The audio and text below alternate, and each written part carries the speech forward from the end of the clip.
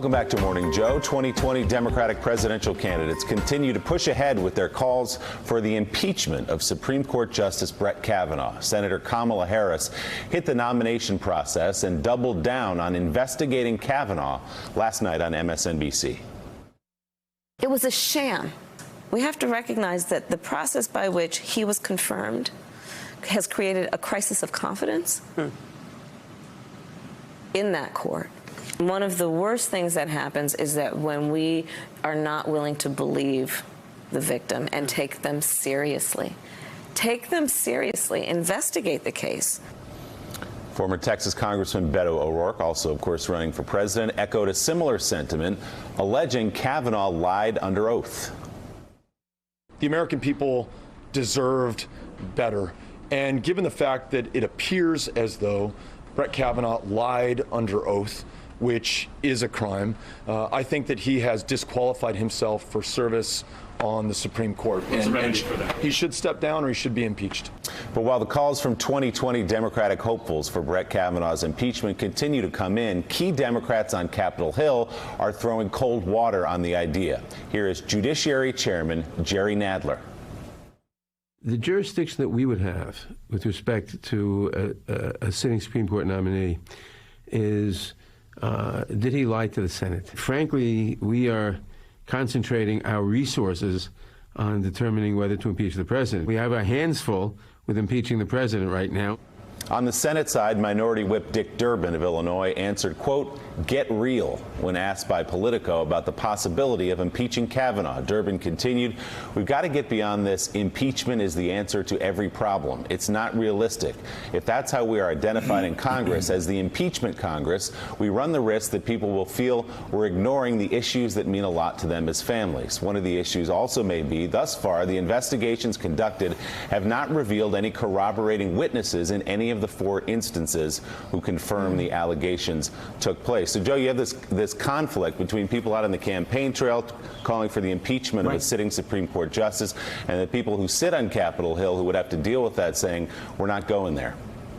It's almost like they're being political, playing for the cheap seats on the campaign trail. Mike, I heard Kamala Harris say we have to believe the victims.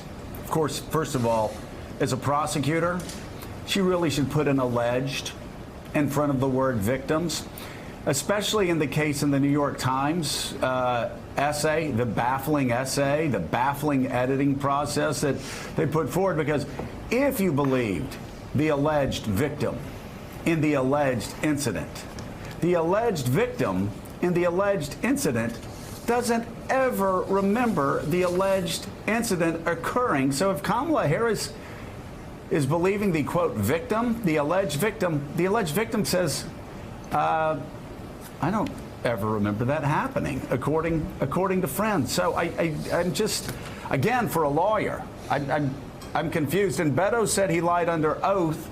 Okay, what specifically did he lie about? Again, this is coming after a New York Times essay over this weekend that, again, even the most liberal of liberals are scratching their heads at how badly the New York Times botched that. Yeah, you know, Joe, there are really only 3 things that are quite clear in this story. One is, you just pointed out, the alleged victim has no memory of the alleged charge against Judge Kavanaugh, then an 18-year-old or 19-year-old student. The second thing that's pretty clear is that you know, this call for impeachment of everything is a drain on the Democrats' campaigns. And thirdly, Elise, it's pretty clear, the third element is that Dick Durbin might be the only Democrat who goes home and listens to people during the weekend. Wow, I mean, if Democrats just want to take that sliver of independence that everyone's going to be fighting over in the next election, this is the culture war that they need to pursue. The impeachment of Justice Kavanaugh. You look at the New York Times opinion essay that came out over the weekend, and it's just staggering and confusing that if a woman is an alleged victim and yet she says she is not a victim, a man is still allowed to speak on her behalf as to her so-called victimhood. this is all just madness. It makes no sense. And we need to look at the facts. And what actually was in the book that I found interesting was another witness who was supposed to be with Christine Blasey Ford during the alleged incident says now that she absolutely has no confidence. So that was actually far more of a news peg in the book than this other poorly sourced anecdote. Exactly. Yes, and the FBI clearly did not do a thorough investigation. Some more details on the fallout over the essay in the New York Times published that ignited this entire situation. Last night, the authors of the piece told MSNBC's Lawrence O'Donnell that the key element of the book's account, that, quote, the female student declined to be interviewed and friends say she does not recall the episode, which was added more than a day later to the original New York Times article, was included in their draft of the piece. In your draft of the article, did it include those words that have since been added to the article? It did. It did. So somewhere in the editing process, those words were trimmed. Yeah, I mean, I think what happened actually was that, we had her name, and the Times doesn't usually include the name of the victim. And so I think in this case, the editors felt like maybe it was probably better to remove it. And in removing her name, they removed the other reference to the fact that she didn't remember it.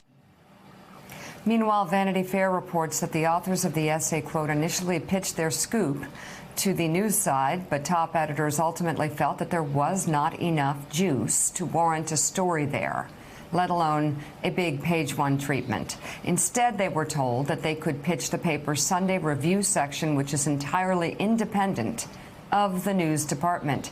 The Times declined to comment to Vanity Fair, but did point out that it's not unusual for opinion or Sunday review pieces to break news. Look, there's a lot of questions here. Some of them are really important questions, and that shouldn't be invalidated. But politically, Joe, it may not be fair. This plays right into Trump's reelection. If 2020 Democratic candidates want to take this on as an issue, it won't work. I don't know how else to say it. It won't work. Well, you actually... This is a bad topic for them. You actually said this in the lead up to 2018 for the Senate candidates repeatedly.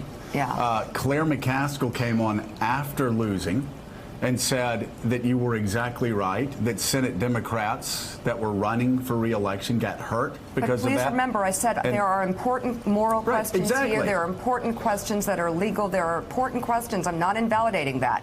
It's not going to work politically. It is a horrible choice. You kept talking about due process. That's what you kept talking about. And again, Gene, we go back to a candidate who was a prosecutor for a very long time, talking about the victim instead of the alleged victim. We don't know all of the And the alleged victim says that this incident never happened. And in the New York Times, I mean, that interview last night is even more damning for somebody in the New York Times who actually decided to take out the part that said, oh, wait, a man said it happened, but the woman who was the alleged victim said, no, I told her friends. Told her friends, I don't remember that ever happening. Well, I mean, I won't pile on the New York Times editing process except to say that they need to find out why that happened and how that happened, and that deletion shouldn't have been made, clearly, and they tried to correct it, but too late. I mean, just a couple of points. The way that this story should have been framed, and I think it is a story, is the shoddiness and incompleteness of the FBI investigation of Kavanaugh, and it is, if you want to characterize it as basically a sham, I think it was. I think they didn't do a thorough job. There are a lot of people the FBI didn't talk to and should have talked to, people who were willing to talk to the FBI. Now, and I'll make one other point, which is that in cases of sexual assault, if the woman, who is the victim, hypothetically, but in a case where there is a victim, sometimes the victim does not fully recall or recall at all what happened.